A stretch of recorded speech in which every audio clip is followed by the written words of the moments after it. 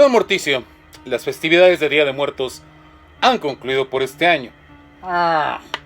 Sin embargo, algunas historias siguen siendo sorprendentes, en tanto que algunas de ellas hablan de un fantasma más terrible que cualquiera que hayamos conocido. ¿Hablaste la Llorona? Sí, pero... Señor Morticio, hay espectros aún más terribles que la Llorona. Y hoy vamos a conocerlo a través de esta historia que habla de un lugar muy especial en Zacatecas. Un lugar al que le conocen por la historia que lo rodea como el Puente de los Ahogados. ¿Como yo? Como usted, pero si usted no está ahogado. ¡Ay, no! Ya me extrañaba que el señor Morticio no se hubiera quejado del humo. De cualquier modo, yo espero que ustedes no se quejen y que por el contrario, acepten nuestra invitación una vez más en este martes, que tenemos el agrado de que se encuentren aquí, de que sean ustedes bienvenidos a las sombras.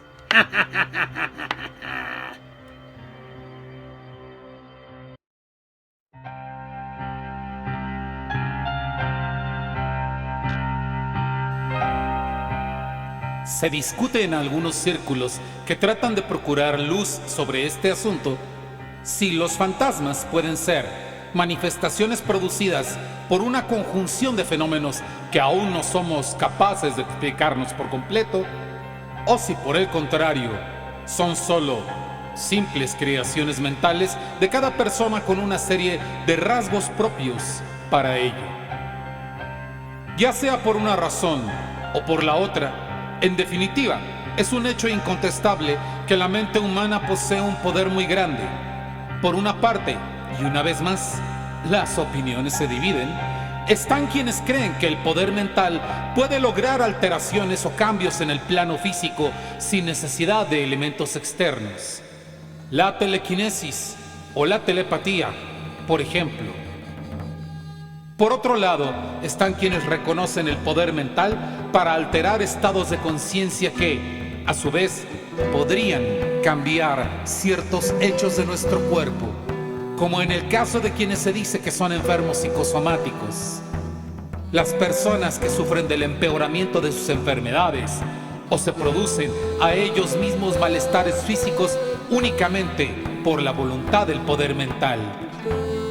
Y también es innegable, en el caso de quienes sufren una enfermedad psicológica, que muchas de estas personas crean su propio entorno, sus propias circunstancias y hasta su propia realidad. Para la opinión de ciertos estudiosos, en realidad ninguno de nosotros está exento de presentar algún tipo de anomalía o excentricidad mental en mayor o menor grado. Se discute aún si realmente debe considerarse como una anomalía a estas excentricidades. Por ejemplo, los hábitos peculiares y reiterativos de cada persona, algún tipo de forma de vestir diferente al de los demás, etc. Lo que sí es un hecho comprobado es que cuando la mente construye realidades en donde alguien considera necesario dañar a alguien, eso nunca dejará de ser perjudicial para uno mismo y para los demás. Lorenzo Bracho del Castillo llegó aquella tarde a su casa como de costumbre, con los nervios alterados, pero contento de hallarse de nuevo en casa para descansar. Y por supuesto, como solía suceder siempre, tuvo la idea de quitarse los botines para reposar los pies en el mullido taburete. Sin embargo, a él le causaba problema hacerlo por causa de lo ajustado de sus pantalones al agacharse a desabrochar los botones de su calzado. Así que decidió averiguar si Mercedes andaba por ahí. ¡Mercedes! ¡Mujer! Nada. Una vez más, no se hallaba en casa. Miró a todas partes. Tan solo percibió el trajín acostumbrado de la doncella y nada más. Lorenzo sacudió la cabeza y resopló, contrariado. había sido muy paciente con esas salidas. Al reparar en que ya iban varias veces que así sucedía, la idea de no tener quien lo descalzara dio paso a otra serie de reflexiones más serias y menos agradables. Empezó con la muy distante visión de su mujer teniendo citas con otro hombre. Después de todo, 20 años los separaban. Él creyó que había llegado el momento de hablar con Mercedes sobre esto. Comenzó a desanudarse el asfixiante corbatín, que no por elegante era menos opresivo para su cuello. Al exhalar ampliamente una bocanada de aire, sintió que su vista se aclaraba y entonces pudo fijarse que en el suelo había un sobre que no tenía nombre ni en el anverso ni en el endés.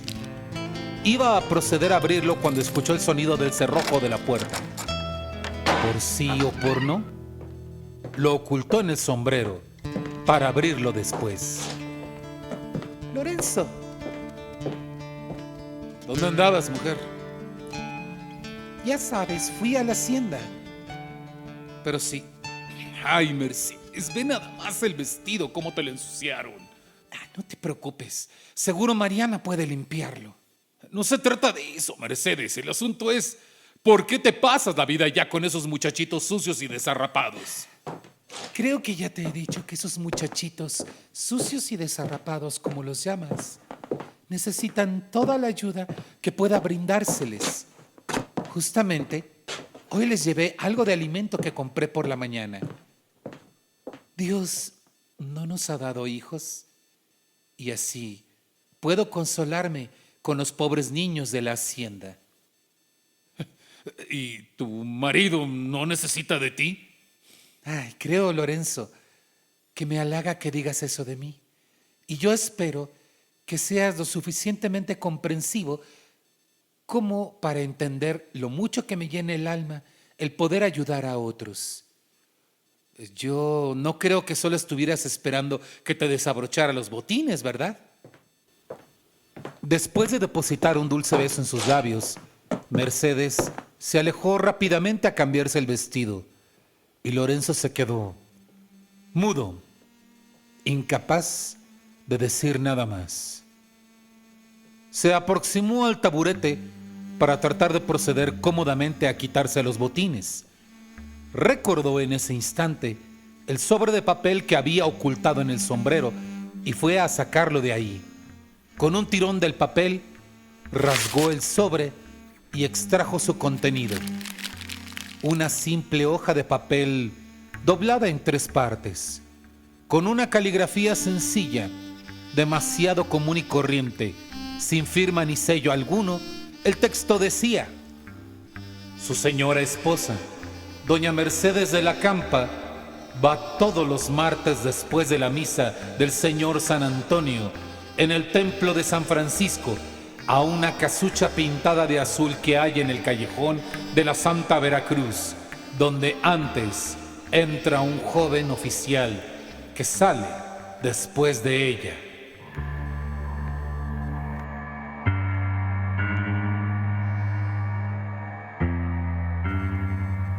Lorenzo primero sintió que lo que estaba escrito en ese papel era algo despreciable, indigno, tóxico, y lo arrugó ansiosamente para después tirarlo. No podía ser cierto lo que decía ahí. No decía una sola palabra de la infidelidad de Mercedes, pero por la redacción y la forma de describir los acontecimientos en una época como el mojigato siglo XIX en México, no podía significar sino exactamente eso. Y sin duda, las señas descritas en el pliego eran proporcionadas para que el lector a quien iba dirigido supiera con exactitud cuándo, cómo, con qué pretexto y cómo era él. Pero no decía quién. Y esa duda comenzó a roerle persistentemente las ideas. Lorenzo comenzó por imaginarse incansablemente la idea de Mercedes en brazos de un joven militar. Lamentaba al mirarse en el espejo, la decrepitud de sus rasgos y el signo de los tiempos que, según él, se podía ver en su semblante. Había dejado de verse en el espejo como un hombre bien plantado, y en su mente la imagen de sí mismo había pasado a ser la de un hombre agobiado, pequeño y ampliamente superado por las cualidades físicas que imaginaba del oficial con quien se decía que Mercedes tenía sus amoríos. Le parecía imaginarse burlado por la amplia sonrisa de un joven que en su mente aparecía cubierto por sombras que se carcajeaban de su endeble aspecto. Así que Lorenzo procedió a buscar el rostro de su rival. No podía llamarlo de otra manera. En sus elucubraciones nunca se le ocurrió que Mercedes hubiera buscado al hombre o que ella deliberadamente quisiera encontrar unos brazos y un pecho más viril para sus juveniles ansias.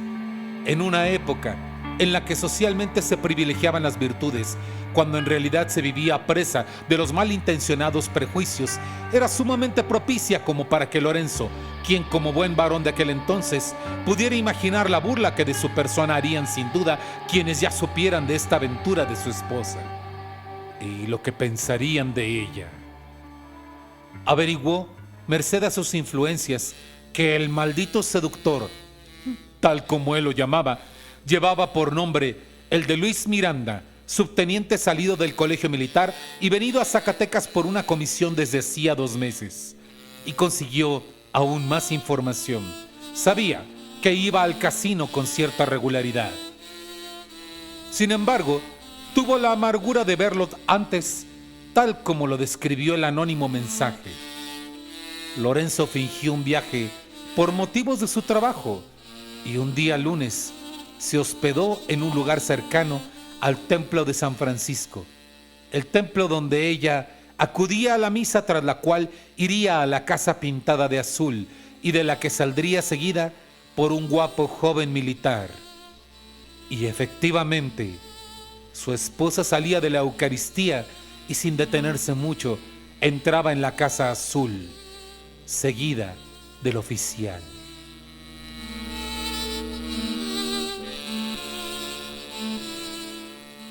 ¿De qué arte se podría servir un hombre viejo como él para recuperar el amor de su joven esposa, cuando el varón que Lorenzo acababa de ver salir de la casa resplandecía con toda juventud y gallardía?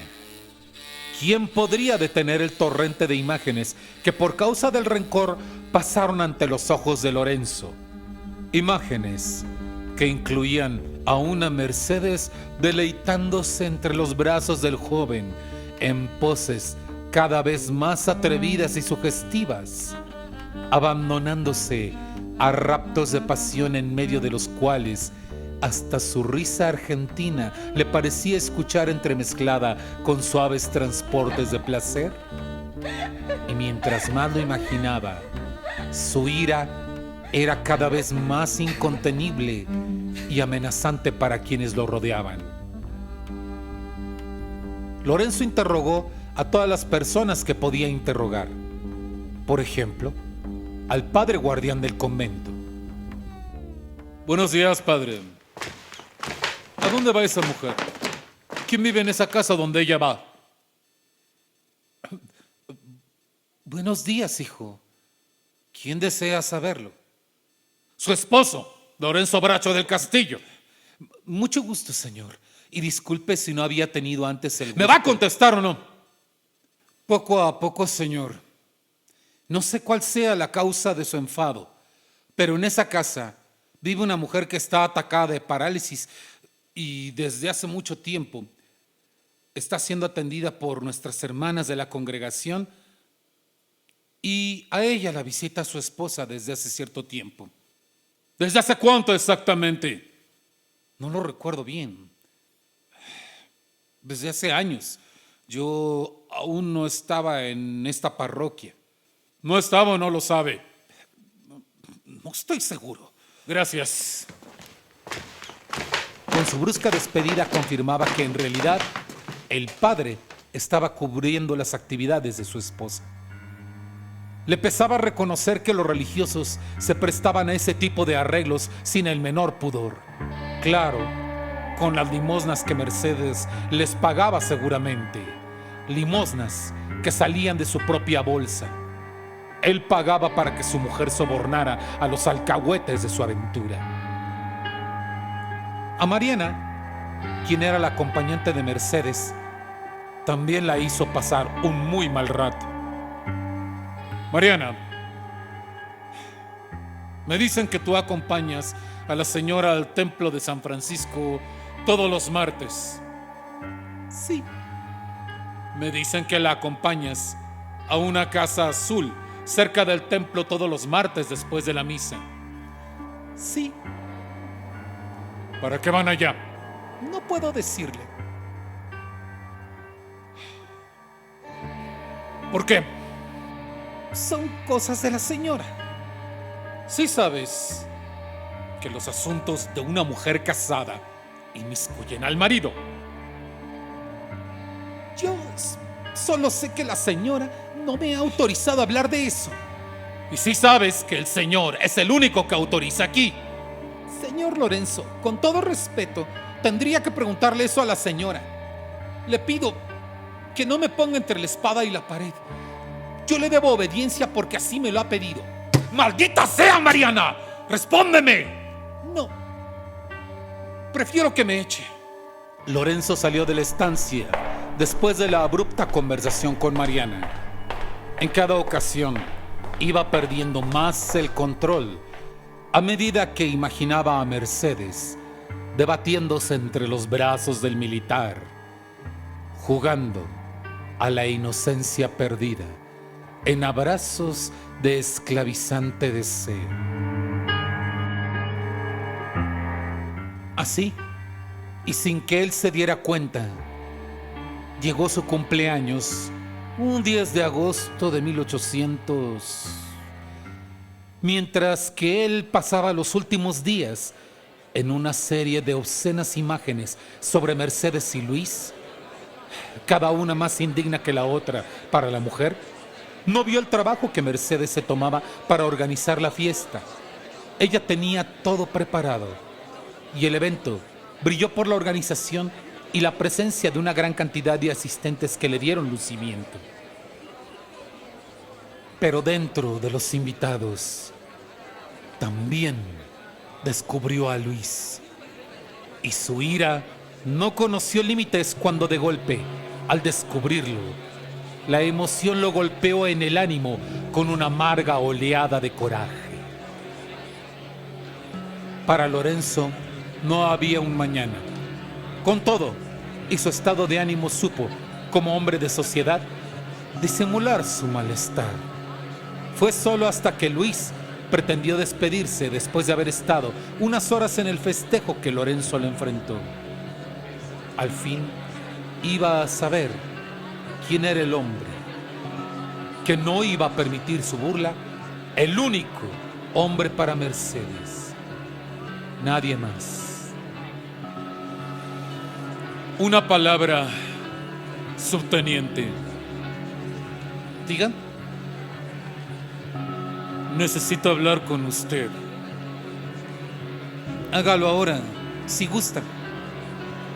No. No en mi casa. Le pido que me acompañe fuera de ella para resolver una cuestión de honor. Disculpe, pero ¿qué cuestión de honor tenemos usted y yo? No añada a la afrenta su fingimiento. ¿O acaso teme algo usted si se dice tan probo y recto? Como desee. No tengo nada que ocultar. Cínico, además. Se dijo así Lorenzo, quien mandó poner los arneses de los caballos del Guayín.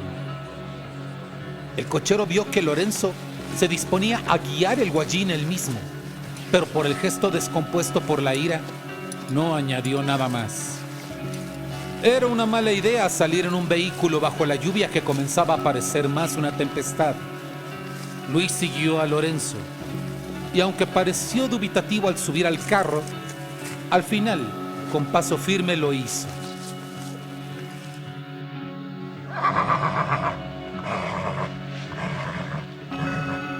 De modo que usted no tiene miedo. No, solo los cobardes temen a los peligros. Celebro oír eso. Lorenzo aceleró la marcha del Guayín con feroces latigazos a los corceles, que lastimados por el castigo, se lanzaron a una carrera trepidante por el camino hasta el puente. Muy valiente. ¿De qué habla usted? Tengo mis dudas sobre si se necesita valentía para robarle la mujer a otra persona. ¡No! ¿A qué se refiere? ¿A su mujer? ¡Su esposa es mi...! Luis ya no pudo decir nada, pues al guiar sobre el puente, cuya crecida alcanzaba proporciones de espanto por causa de la tempestad, el puente se quebró. Los tablones se rompieron cuando ellos cruzaban la mitad del puente. La tragedia estaba escrita.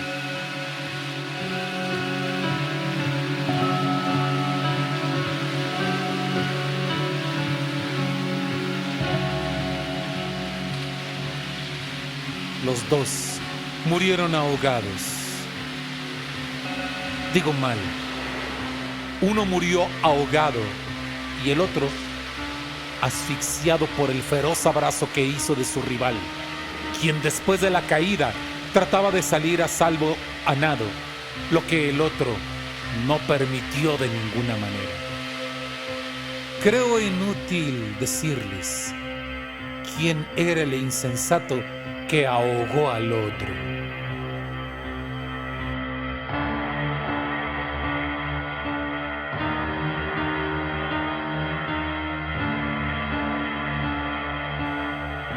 En el sepelio, el padre guardián y el capitán general del regimiento de Luis conversaban. Vaya tragedia, capitán. Sin duda, el joven era un militar prometedor y tan desgraciado. ¿Qué quiere decir, capitán? Su madre es una mujer paralítica y la buena de Mercedes apoyaba a Luis y a su madre. No solo con donaciones. Les dispensaba una visita semanal en donde atendía a la mujer. Lo sé. Lo sé. Sí. Veo que ha cambiado su rostro. Sí, no. Discúlpeme un momento. Voy a presentar mis condolencias a doña Mercedes. El padre lo sabía bien. En efecto, él ocultaba algo de Mercedes. Sabía que el padre de Luis era también el padre de Mercedes, hombre quien de forma indigna se negó a hacerse cargo de Luis y de su madre. Fue hasta que su media hermana lo encontró que ella se comprometió a ayudarles. Sin embargo, ¿Lorenzo hubiera estado listo para entenderlo? El padre, como todo religioso, guardó celosamente este secreto de confesión, y las sombras del llamado Puente de los Ahogados siguen esperando respuestas que nunca les llegarán. Solo el fantasma más terrible de los celos les hace compañía, un fantasma que invocara una ex sirvienta vengativa de la casa de los Bracho del Castillo en forma de un triste pliego de papel. El fantasma más terrible.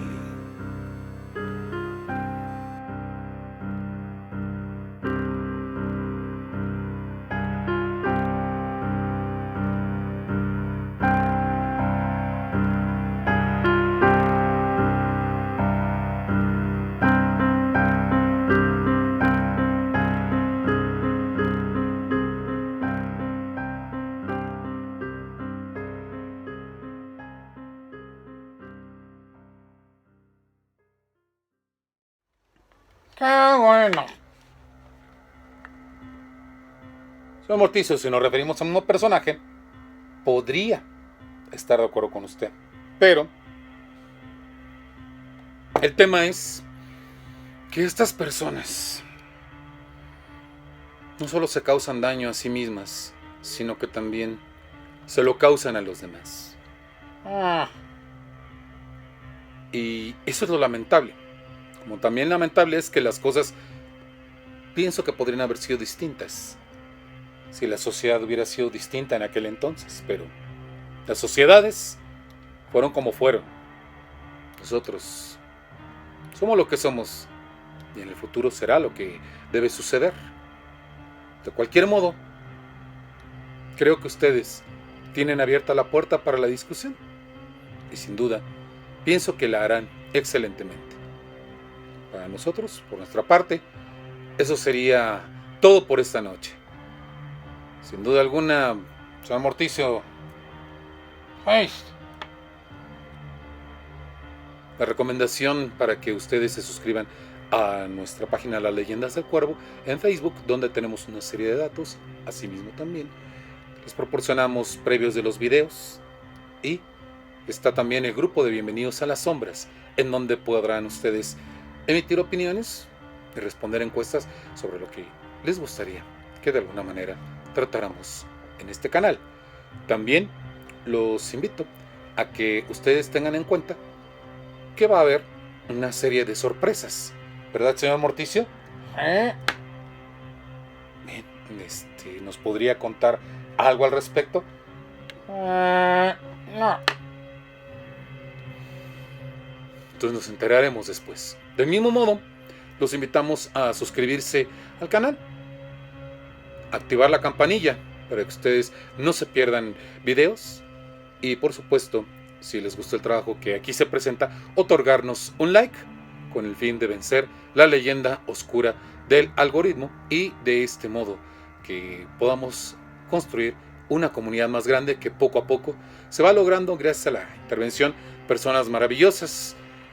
A veces no alcanza el tiempo para no abusar de su paciencia, para dar los agradecimientos a personas que se han integrado últimamente y personas que han estado desde siempre, como las personas del grupo de la Baficueva, a quienes les mando un cordial saludo. Ya, entre otras personas, apoyando al señor Morticio, a Caro también. Pero en esta ocasión me gustaría hacer mención de dos personas que les agradezco enormemente todo este apoyo que brindan al canal y que ayudan a que este trabajo empiece a llegar más allá de México, Estados Unidos y en España. Lo curioso es que las dos, para los amigos, son Ana, sus nombres de usuario son Series versus Pelis, y Ana Serena 28. De cualquier modo, a las dos Anas, muchísimas gracias por todo este apoyo al canal. Y ahora sí, soy Morticio, ha llegado la hora de despedirnos y de esperar que el próximo martes nos encontremos aquí para darles una vez más la bienvenida a las sombras.